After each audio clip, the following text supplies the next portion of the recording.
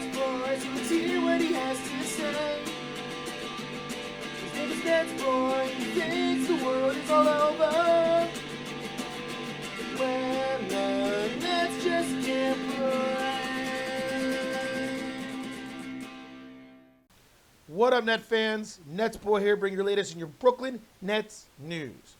All right, we've got a lot to talk about, a lot to discuss in what was a very eventful last couple games for the Nets. So we got to talk about that. We got to talk about the upcoming games, the last 11 games of the regular season. The Nets are currently still in the 8th seed, a game and a half behind the Raptors, 4 games behind the Cavs for the 6th seed. So they got to keep making up some ground. So we got to talk about that. But before we do, we really got to look at pretty much every one of these last 4 games for the Nets and kind of, because there's something to say about all of them, really, because all of them were very eventful. So let's just dive right in and start. The last 4 games for the Nets went 3-1. And that was something, if you remember my last NetsBoy episode, I kind of expected. I said, I'll take 3-1. I really hope they can go 4-0, but I'll take 3-1. And the one game that they did lose against the Mavericks, which once again we'll talk about that coming up, didn't shock me, but at the same time, the Nets really should have won that game too. And once again, we'll talk about that. So let's just start off with first the Knicks game in Brooklyn. A game where, no Kyrie, obviously, because it was in Brooklyn. And a game where it took Kevin Durant to drop 53 points to beat the Knicks. And it was a game where no one else could really do anything on the Nets, or the Knicks for that matter. Though Evan Fournier kind of got going in it, beside the point. No one could really do anything for the Nets in that game. And it was really all Kevin Durant. Everything, the offense ran through him. He took all the major field goals. When the Knicks were double teaming, he made the right pass. And in the end, the Nets managed to prevail and hold on and beat the Knicks, a game that they needed to win. You cannot lose to the Knicks. I know there's no Kyrie, but you cannot lose to the Knicks. And Kevin Durant amped up his game because he was not about to lose to the Knicks. So 53 points by Durant, which was phenomenal, absolutely incredible. And the Nets needed all 53 of those points. So it was very, very impressive by Durant. So big win there. Then comes the game against the Magic. Now, look, going into the Magic game, we all knew this was a game the Nets almost certainly have to win and should win. It's in Orlando, so Kyrie can play. So it's a KD Kyrie game against one of the worst teams in the Eastern Conference, the Orlando Magic. The fact that the Nets set scoring records throughout that game, from most points in a first half to most points in regulation to one of the biggest margins of victory, 150 to 108, despite all the greatness in that game, that all became second to obviously Kyrie's 60-point performance. That was incredible. And I've said this before. This is why I always back this guy. He wants to be a Brooklyn Net, and he will come out and show out when he needs to, and he will play 100% when he's on the actual court, unlike that piece of crap James Harden who mails it in when things don't go his way because he's a big, fat baby. So it was just incredible. I mean, he just couldn't miss. He's making threes. He's making tough layups. He's making all his foul shots. He's finishing around the basket, making floaters. He couldn't miss. It was unbelievable. And then once again, it goes back to the same thing when he dropped 51 against Charlotte. You say the same thing to yourself. It's a little frustrating because this guy could be doing this every night. But no, he can only play on the road. And it was incredible. And, it was the first time in the history of the NBA that teammates scored back-to-back 50-point or more performances, KD and Kyrie. It was the first time, I think, in the history of the Nets that one player in a single season dropped 50 or more points. It was just incredible, and just a kudos to Kyrie. But like I said, it's just frustrating. It still is just frustrating to know that this guy makes such a big difference to this Nets team. And this year would be so much different if he was playing in home games. And whether you blame him or you blame the mandate, it's just frustrating. And when you see this guy drop 60 points in only 35 minutes, he barely played in the fourth quarter. It's just, but hey, big win by the Nets, which they needed because then they played the Mavericks in Brooklyn. So it was a Kyrie-less game. And I said this was the game I expected the Nets to lose. The Mavs are like flirting with the 4th seed, with the 5th seed. They're right around there in the West. Luka Doncic has played well. Spencer Dinwiddie has rejuvenated himself and rejuvenated that team and also apparently hits game-winning shots. He always hit game-winning shots, but we'll talk about it in a second. And, that game was just how could I put it? It was a disappointment, but it also wasn't. It was a disappointment, if that makes any sense. It was in the sense that the Nets were up 14 in the fourth quarter. You can't blow a game up 14 in the fourth quarter. I'm sorry, you can't. Now, listen. Going into that game, the Mavs were the better team. Without Kyrie, just KD, and by the way, no Seth Curry either because he was out with an ankle injury. The Mavs were the better team. And so whenever a team has a lead and they're the inferior team, or let's word it differently. Whenever you're the better team and you're in a deficit that seems a little odd, at some point you're going to figure it out and either make the game close or you're going to come back and win. And that's what the Mavericks did. And give loads of credit to our boy Spencer Dinwiddie. He really showed up in the fourth quarter and made the clutch 3 at the end. And, when he put up that shot, I was like, that's going in. And when it went in, I'm just like, Spencer effing Dinwiddie. And this was my reaction. I'm just like, yeah, that would happen. And it's no shock, right? How many big shots or big games has Spencer Dinwiddie had against his former teams? Against the Bulls, against the Pistons. This is what Dinwiddie does. So it was just a matter of time before he gets the Nets. And sure enough, great double team by the Nets. I love that defense. The defense that the Nets did in that game was exactly what I would want them to do. I did not want Luka to beat him at the end. Luka had 37 points, a smart double team by KD, a smart pass by Doncic, and give loads of credit to our boy Spencer Dinwiddie for hitting the 3 and beating the Nets. And, it was upsetting because KD made a hell of a shot the previous possession to take the lead back for the Nets, but what can you do? And the Mavericks just really focused their defense on Kevin Durant, double-teaming him every time he got the ball, and he made the right plays, and it looked like at one point that this was going to be a Nets win, but it didn't happen. And, look, don't want to go too much into the what-if factor, but I think we all pretty much understand that if Kyrie Irving was playing in that game, the Nets would have won that game easily. I think it's pretty safe to say that. First and foremost, if Kyrie Irving was playing in that game, the Mavs would not be blitzing Kevin Durant every possession, and Durant would have had a much easier night, and it would have just been a huge difference. So, once again, the frustration that is this Kyrie Irving situation rears its ugly head, and the Nets definitely lost that game because Kyrie was not playing. But once again, give loads of credit to Spencer Dinwiddie for hitting a 3. And honestly, the only thing I would have done different if I was Steve Nash, because we all know I go after Steve Nash, and I'm very critical of Steve Nash. The only thing I would have done different in that final possession when Dinwiddie hit the 3, because I think double-teaming Doncic was the smart move. Cannot let him beat you. He made the last 4 or 5 shots. Ridiculous, all this stuff. It's coming out of a timeout. So I would put my best defensive players I have in.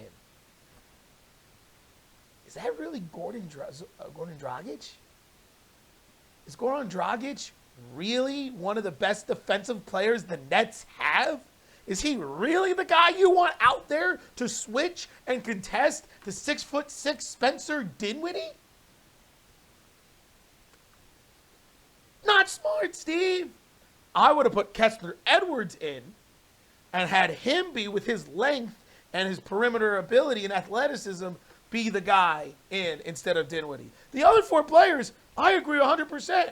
It was Kevin Durant, Bruce Brown, Nick Claxton, and James Johnson. Those are the 4 that should be in there at the end of the game, and I would have just put Kessler Edwards in as the 5th person because all 4 of those guys are long and athletic, and they can contest tough shots. But no, we had to have Gordon Dragic out there. So that's my only critique of that last play. I don't understand it. I don't understand it. Maybe Steve Nash was afraid of what would happen if the Mavs missed and the Nets got the rebound and then the Mavs would have to foul. But the Mavs ran out of timeouts. So if that's the case, I'll play that game. So, maybe they wanted to have Dragic out there because he's a better free throw shooter. But, I don't know. That's overcoaching. Stop the possession. I don't know. So that was my only criticism of that last play down there. But once again, credit to Spencer Dinwiddie. We always love him, us Nets fans.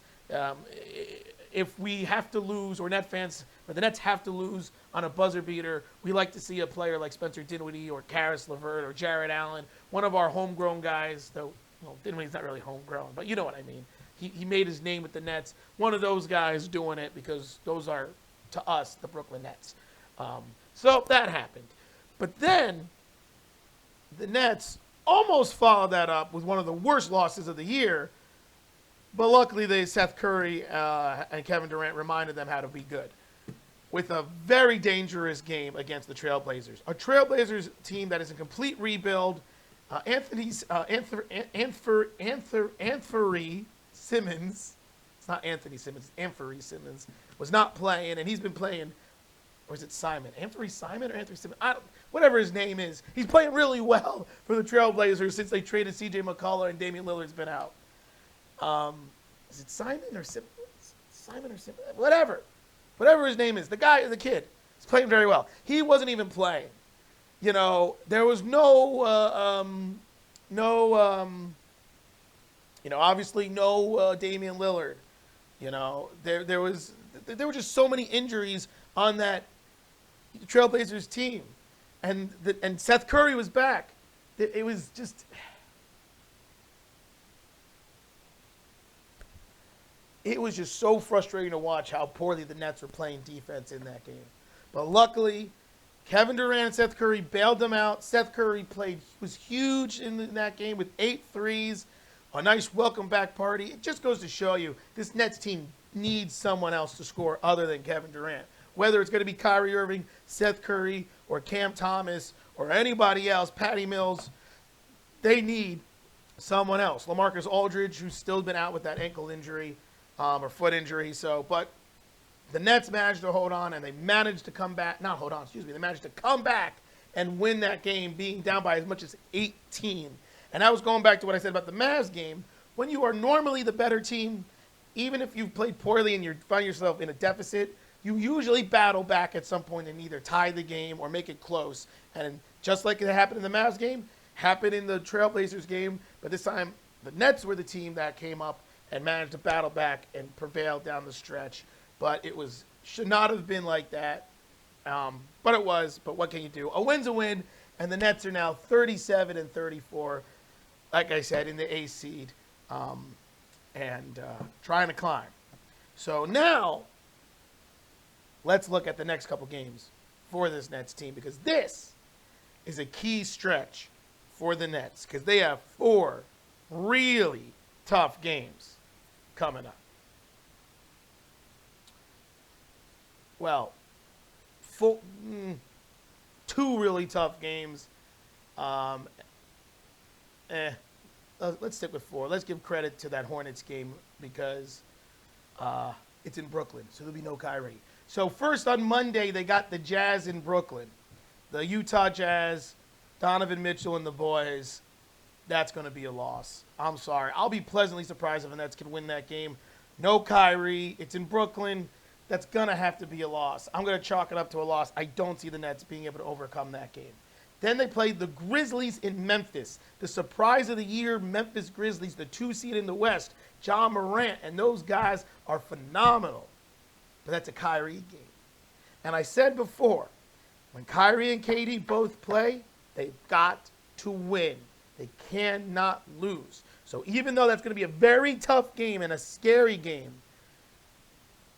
I want to believe the Nets can win that game with KD and Kyrie both playing. So I'm going to say that's a win, but that is very dangerous. And then they got the Heat, the first place in the Eastern Conference. Heat. But that's also a Kyrie game. So same exact rules apply. They have to win that game with KD and Kyrie. So those next 3 games are very, very dangerous. And as much as I want to think the Nets should win 2 of those 3 games, they could very easily lose all 3. And if that happens, it's a wrap. The Nets are not making it to the 6th seed. They're going to be in the play-in, and they'll be battling for the A spot and not have to be in the double win of the play-in, which I would never want that. So that's why this is critical. Then they have the Hornets, which would normally be a very easy win, but it's in Brooklyn. So it's a Kyrie-less game. So those next 4 games, I mean, Jazz, Grizzlies, Heat, Hornets, huge. And I want to say the Nets need to go 3-1 during that stretch, but it's going to be very, very tough. I mean, they could very easily go 1-3 or heck, 0-4, because you never know what can happen when there's no Kyrie playing in that game, because sometimes Kevin Durant is just not enough. So very, very scary, these next 4 games. Fingers crossed that the Nets can prevail and go at least 3-1. If the Nets can go 3-1, and that puts them at 40 and 35, I feel pretty good about their chances down the stretch of at least getting to the 7th seed and have home court advantage, in the play-in. Though, does that help at all? Not really, because it doesn't matter if they play the Raptors or not. Kyrie wouldn't be able to play anyway, but it still wouldn't be the end of the world. And who knows, maybe by then this vaccine mandate would be over, because right now it's also affecting baseball. The Yankees and Mets, they can't play home games. So what's happening with New York sports? Nobody knows. But anyway, this is basketball. That's baseball. So critical stretch of games for the Nets moving forward. I hope for 3-1. Let me know what you guys think about everything. KD's 53-point performance against the Knicks. Kyrie's 60-point masterpiece. The Dinwiddie buzzer beater loss. The disappointing victory, if there's such a thing, against the Trailblazers, and what you think is going to happen with these next 4 games against 4 really good teams in really tough situations for this Nets. Let me know what you guys think about everything. And until next time, this is NetsBoy saying Spencer frickin' Dinwiddie. Who the hell was Spencer Dinwiddie? I don't know if anybody remembers that. I don't know how many NetsBoy fans are around from, 4 years ago, or probably longer than that at this point, 5-6 years ago. Whenever I first said that, 5-6 years ago, who the hell was Spencer Dinwiddie? Net killer. Until then, this is NetsBoy signing off.